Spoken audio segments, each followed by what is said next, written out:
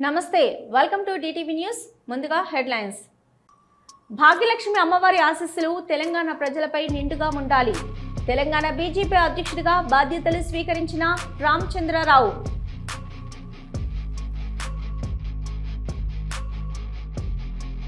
చెరువు కట్టపై నుంచి జారిపడి ఏనుగు మృతి పొలాలకు వెళ్లేందుకు భయపడుతున్న రైతులు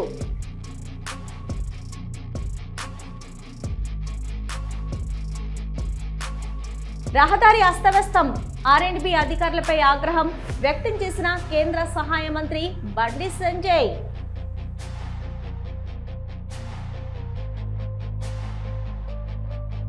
ఢిల్లీలో అయినా గల్లీలో అయినా అభివృద్ధిపై చర్చించడానికి సిద్ధం ముఖ్యమంత్రి రేవంత్ సవాల్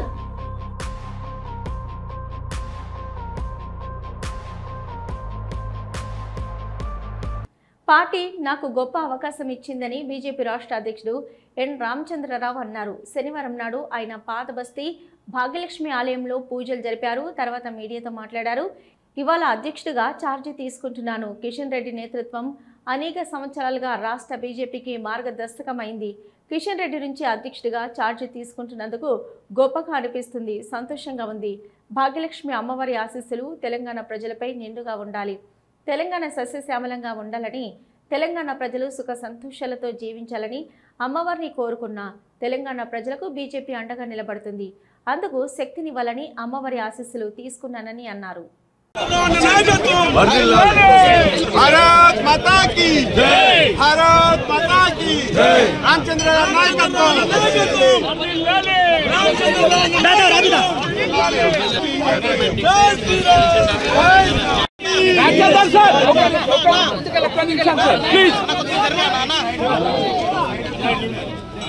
माता कनिపించాలి ఓన్ ఇచ్చారా కోసినంత మరి అప్పనకుంటాం రే జై జై జై జై బోలో భాగ్యలక్ష్మి మాతా की జై భాగ్యలక్ష్మి మాతా की జై భాగ్యలక్ష్మి మాతా की జై. పొంగనూరు పులిచెర్ల మండలం పెద్ద ఒడ్డు సమీపంలో చెరువు కట్టపై నుంచి జారిపడి ఏనుగు మృతి చెందింది. గత కొద్ది రోజులుగా పులిచెర్ల కొండ ప్రాంతంలో ఏనుగుల గుంపు సంచరిస్తుంది. శుక్రవారం అర్ధరాత్రి కల్లూరు సమీపంలోకి ఏనుగుల గుంపు వచ్చింది. ఏనుగుల మృతి సమాచారం తెలియగానే అటవీ శాఖ అధికారులు ఘటనా స్థలానికి చేరుకున్నారు. పులిచెర్ల మండలం పాతపేట అటవీ ప్రాంతంలో ఏనుగుల గుంపు సంచరిస్తున్నట్లు సమాచారం. ఏనుగుల గుంపు మామిడి, అరటి, టమాటో తోటలను తొక్కి నాశనం చేస్తున్నాయి. ఏనుగుల దాడిలో తమ పంటలు తీవ్రంగా నష్టపోతున్నాయని రైతులు రోధిస్తున్నారు. పొలాలకు వెళ్లేందుకు భయపడుతున్నారు. అటవీ శాఖ అధికారులు చర్యలు తీసుకోవాలని కోరుతున్నారు.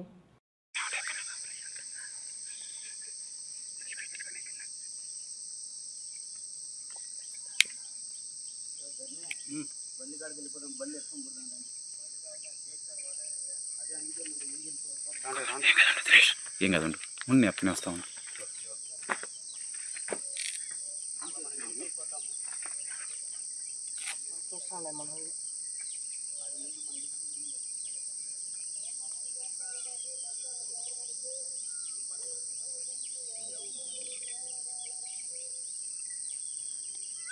అధికారిక కార్యక్రమంలో భాగంగా కరీంనగర్ నుంచి సిరిసిల్ల జిల్లాకు వెళ్తున్న కేంద్ర హోంశాఖ సహాయ మంత్రి బండి సంజయ్ కుమార్ మార్గ మధ్యలో బాబుపేట రహదారిపై మోకాళ్ల లోతు నీళ్లుండటాన్ని చూసి బండి దిగారు. ఆ నీటిలో ప్రయాణం చేస్తూ అనేక ఇబ్బందులు పడుతున్న వాహనదారులను, ప్రయాణికులను చూశారు. కేంద్ర మంత్రి అడగడంతో స్థానికులు ఆయన వద్దకు రావడంతో ఈ నీళ్లు ఎప్పటి నుంచో ఉన్నాయి, అధికారుల దృష్టికి తీసుకురాలేదా అని అడిగారు. గత 15 రోజులుగా రహదారిపై మోకాళ్ల లోతు నీళ్లు నిల్వ ఉన్నాయని, అధికారుల దృష్టికి తీసుకుపోయినా ఫలితం లేదని స్థానికులు వాపోయారు. ఈ నీటిలో ప్రయాణం చేయడం వల్ల భారీగా ట్రాఫిక్ జామ్ అవుతుందని, వరుస ప్రమాదాలు జరుగుతున్నాయని వివరించారు. నిన్ననే 3 ఆటోలు బోల్తా పడ్డాయని, అందులో ప్రయాణిస్తున్న వారు గాయాలతో బయటపడ్డారని ఆవేదన వ్యక్తం చేశారు. కొంచెం వాన కురిసిన ఈ రహదారిపై మోకాళ్లలోతు నీళ్లు నిల్వ ఉంటాయని చెప్పారు. ఇంత జరుగుతున్నా తన దృష్టికి ఎందుకు తీసుకురాలేదని, స్థానిక నేతలు అధికారులపై ఎందుకు ఒత్తిడి తేలేదని అసహనం వ్యక్తం చేసిన కేంద్ర మంత్రి బండి సంజయ్ వెంటనే ఆర్ఎండ్బి ఉన్నతాధికారులకు ఫోన్ చేసి ప్రజలు ఎంతగా ఇబ్బంది పడుతున్నా ఎందుకు చర్యలు తీసుకోలేదని ప్రశ్నించారు.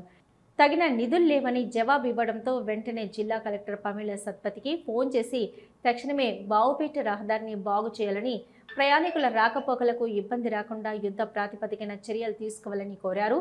సానుకూలంగా స్పందించిన జిల్లా కలెక్టర్ ఈ మేరకు చర్యలు తీసుకుంటారని పేర్కొన్నారు. ఉజ్వలమైన భవిష్యత్తు కలిగిన విద్యార్థులతో చిల్లర రాజకీయాలు చేయడం మానుకోవాలని వైసీపీ నాయకులకు మంత్రి ఎస్ సవిత హితవు పలికారు. అనంతపురం సోమందేపల్లి మండలం పాపిరెడ్డిపల్లి వద్ద గల కేబ్జీ వివి హాస్టల్ విద్యార్థినీలు అస్వస్థతకు గురి కావడం బాధాకరమని, భవిష్యత్తులో మరోసారి ఇటువంటి ఘటనలు తలెత్తకుండా చర్యలు తీసుకుంటామని మంత్రి సవిత భరోసా ఇచ్చారు. రాష్ట్రంలో విద్యా వ్యవస్థను గత పాలకులు గాలికి వదిలేశారని, తమ ప్రభుత్వం గాడిలో పెడుతుందని మంత్రి సవిత మండిపడ్డారు. 5 సంవత్సరాలు గాలికి వదిలేశారు. కనీసం ఏ ఎమ్మెల్యేలు ఏ మంత్రులు హాస్టల్ దృష్టికి కూడా వెళ్ళలేదు, హాస్టల్ పరిశీలనలకు కూడా వెళ్ళలేదనే విషయం మనకు తెలుసు.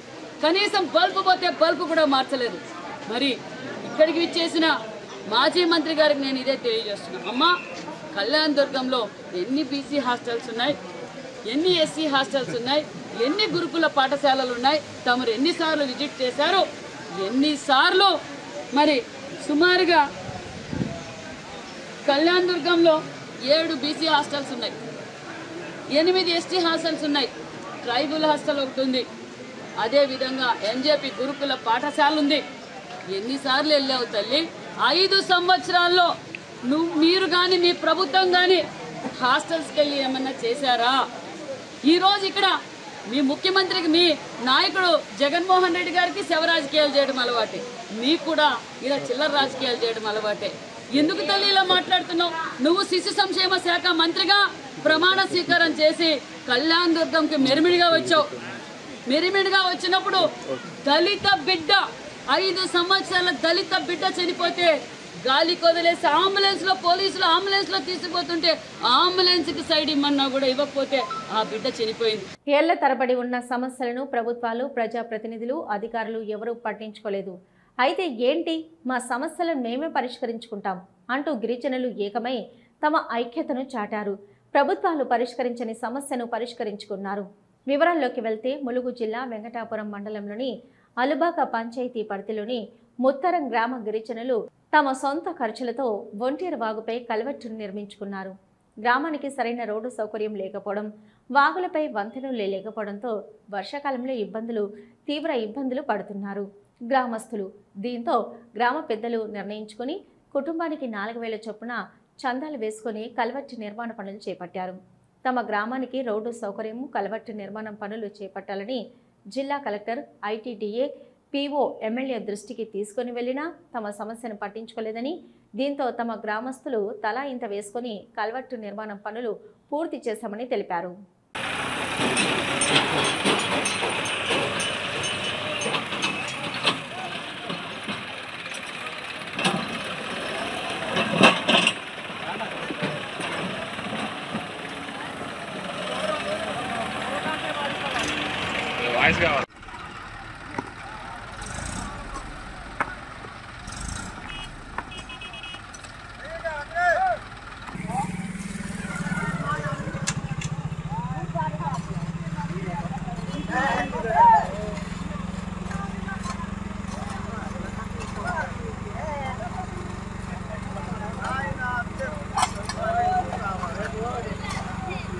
నన్ను తప్పుడు కేసుల్లో ఇరికించి జైల్లో పెట్టారని అనపర్తి ఎమ్మెల్యే నల్లమిల్లి రామకృష్ణారెడ్డి అన్నారు. రాజమండ్రిలో నల్లమిల్లి మీడియాతో మాట్లాడుతూ ఆనాడు ప్రతిపక్ష నాయకులందరినీ అక్రమ కేసులతో ఇరికించి రాక్షసానందం పొందారని అన్నారు.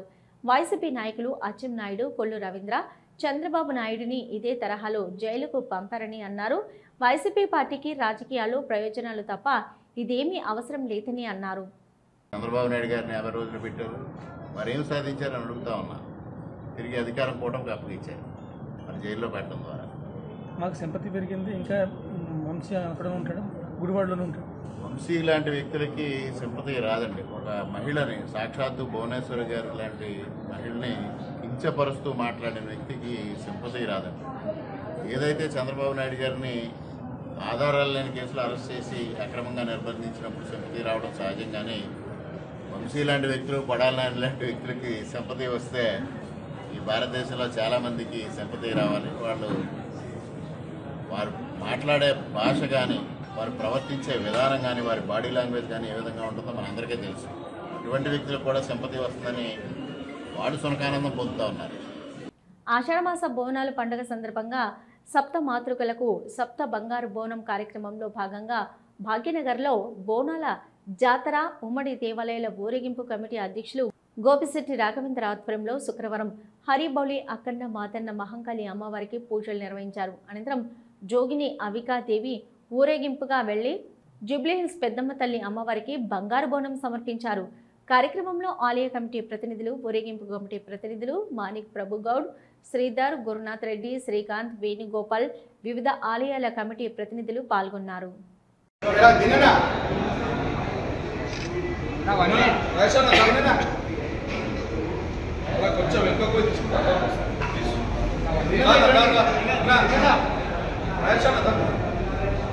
బాపట్ల జిల్లా సంత మాగులూరు మండలం కామేపల్లి గ్రామంలో సుపరిపాలన తొలి అడుగు కార్యక్రమం నిర్వహించారు. కార్యక్రమంలో రాష్ట్ర విద్యుత్ శాఖ మంత్రి గొట్టిపాటి రవికుమార్ పాల్గొని ఇంటింటికి వెళ్లి అమలు చేసిన సంక్షేమ పథకాల కరపత్రాలను ప్రజలకు అందజేశారు. కూటమి ప్రభుత్వం అధికారంలోకి వచ్చాక అభివృద్ధి పనులు వేగంగా జరిగాయని మంత్రి చెప్పారు. 40 లక్షలతో నిర్మించిన అభివృద్ధి పనులను మంత్రి ప్రారంభించారు. పెన్షన్లు వస్తాయి. ప్రస్తుతం ఏం చేసామంటే ఉన్న పెన్షన్ ని పెంచాం. ఏది గ్యాస్ ఒకటి ఇస్తున్నాము. ఈ పిల్లల చదువుకుని డబ్బులు ఇస్తున్నాం. మాత్రమే ఒక బిల్లు పడలేదండి.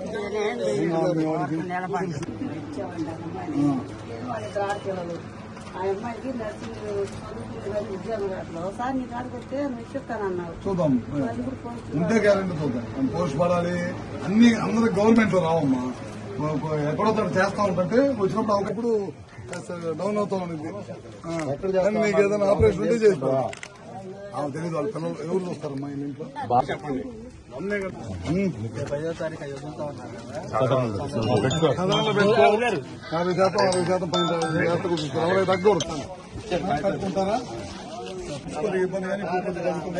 మొహరం సంతాప దినం 10వ రోజు ఆదివారం నాడు ఏనుగుపై బీబీకా అలం ఊరేగింపు అన్ని ఏర్పాట్లు పూర్తయ్యాయి. శనివారం నాడు రాష్ట్ర మంత్రి పొన్నం ప్రభాకర్ మైనార్టీ శాఖ మంత్రి లక్ష్మణ్ కుమార్తో కలిసి బీబీకా అలావలోని బీబీకా అలంను దర్శించుకుని దట్టీలు సమర్పించి ఏర్పాట్లను పరిశీలించారు. జూలై 6 ఆదివారం డబిర్పూర్లోని బీబీకా అలావా నుంచి ఏనుగుపై బీబీకా అలం ఊరేగింపు ప్రారంభమై షేక్ ఫైజ్ కామన్, యాకత్పురా, కోట్ల అలీజా, సర్దార్ మహల్, చార్మినార్, గుల్జర్ హౌస్, పంజేషా, మండి, మీరాలం, పురాణి హవేలీ, దరుల్ సిఫా మీదుగా చాదర్ఘట్ వరకు కొనసాగుతుంది.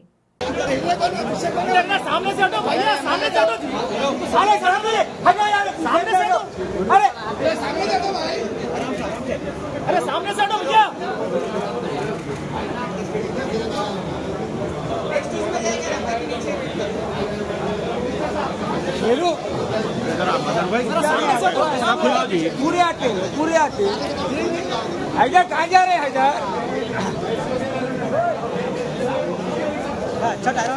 अरे सामने से हटो जी।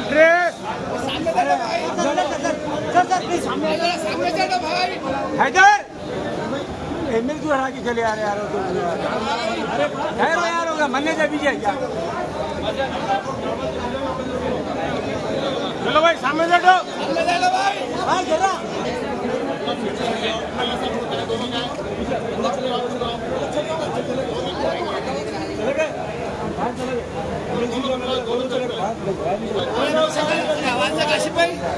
आशिफ भाई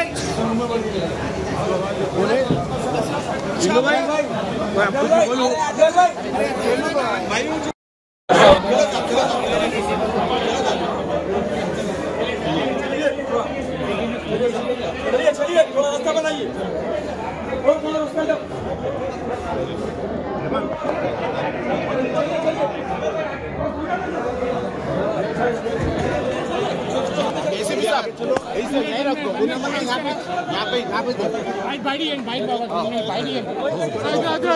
విశాఖ సింహాచలం భక్తజనంతో కోలాహలంగా మారింది. దక్షిణ భారతదేశంలో ప్రముఖ పుణ్యక్షేత్రంగా విరాజిల్లుతున్న సింహాచలం శ్రీ వరహాలక్ష్మి నృసింహస్వామి ఆలయంలో భక్తుల కోలాహలం నెలకొంది. సింహగిరి భక్తులతో శోభాయమానంగా నిలిచింది. భక్తుల హరినామ స్మరణతో సింహగిరి పులకరించింది. సింహాద్రినాథుడు జన్మ నక్షత్రం స్వాతి పురస్కరించుకొని ప్రత్యక్షంగా పరోక్షంగా జంటలు స్వామివారి స్వాతి హోమాన్ని వీక్షించారు. ఆలయ అర్చకులు తెల్లవారుజామునే సింహగిరిపై ప్రభాత ఆరాధనలు పూర్తి చేశారు. తదుపరి సుదర్శన స్వామిని ఆలయ మండపంలో ఆసీనులను చేసి ఒకవైపు సర్వాభరణాలతో గోవిందరాజస్వామి, మరోవైపు శ్రీ సుదర్శన చక్ర పేరమలను వేద మంత్రాలతో మృదుమధుర మంగళ వాయిద్యాల నడమ శాస్త్రోక్తంగా ఆలయ స్థానాచార్యులు టిపి రాజగోపాల్ ఆధ్వర్యంలో ప్రధాన అర్చకులు శ్రీనివాసాచార్యులు పర్యవేక్షణలో ఆలయ అర్చక స్వాములు కలశారాధన, మండపం, బింబిరాధనలు పూర్తి చేశారు. దేవాదాయ శాఖ కమిషనర్ రామచంద్ర మోహన్ స్వామి స్వాతి హోమంలో పాల్గొని స్వామిని సేవించారు. అనంతరం భక్తులచే నృసింహస్వామి అష్టోత్తర శతనామావళి పూజ చేయించారు. సింహాద్రి నాథుడనుకు భక్తులు పూజలు గావించారు. ఇక అగ్ని ప్రతిష్టాపన, పంచసూక్తాలు, నృసింహ సుదర్శన మూలమంత్రాలు అవగాహన గావించారు. మహాపూర్ణాహుతి పూర్తి చేసి కలశాలతో ఆలయ ప్రదక్షిణ గావించారు. అందులో పవిత్ర జలాలను భక్తులకు సంప్రోక్షణగా గావించారు.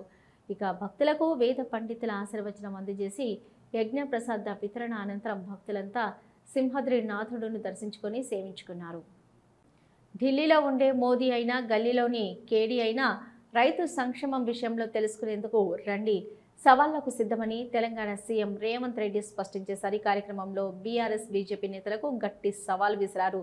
కేవలం 9 రోజుల్లో 9,000 కోట్ల రూపాయలను రైతుల ఖాతాల్లో జమ చేసి వ్యవసాయాన్ని దండగ నుంచి పండుగగా మార్చిన ఘనత తమదంటూ రేవంత్ రెడ్డి గర్వంగా వెల్లడించారు.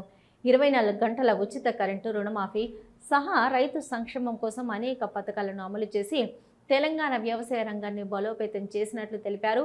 ఈ నేపథ్యంలో రైతుల శ్రేయస్సు కోసం చేసిన పనులపై బహిరంగ చర్చకు రావాలని బీజేపీ, బీఆర్ఎస్ నేతలకు రేవంత్ సవాల్ చేశారు. రైతుల బాగు కోసం ఎవరు ఎంత చేశారో తేల్చుకునేందుకు రావాలని కోరారు. ప్రస్తుతం తెలంగాణ ఆర్థిక వ్యవస్థలో అనేక ఇబ్బందులు ఉన్నప్పటికీ ప్రజల సంక్షేమం కోసం ప్రభుత్వం అనేక సంస్కరణలు, పథకాలను అమలు చేస్తుందన్నారు. సీఎం అనేక కష్టాలు ఎదురైనప్పటికీ రాష్ట్ర ప్రభుత్వం నిలబడి సమస్యలను అధిగమించి ప్రజలకు మెరుగైన జీవన ప్రమాణాలను అందించే దిశగా పనిచేస్తుందన్నారు. కృష్ణా జిల్లా గన్నవరం నియోజకవర్గం కోర్టు ఆదేశాల మేరకు గన్నవరం, వీరపల్లి, హనుమాన్ జంక్షన్ పోలీస్ స్టేషన్లకు హాజరయ్యారు వైసీపీ మాజీ ఎమ్మెల్యే వల్లభనేని వంశీ.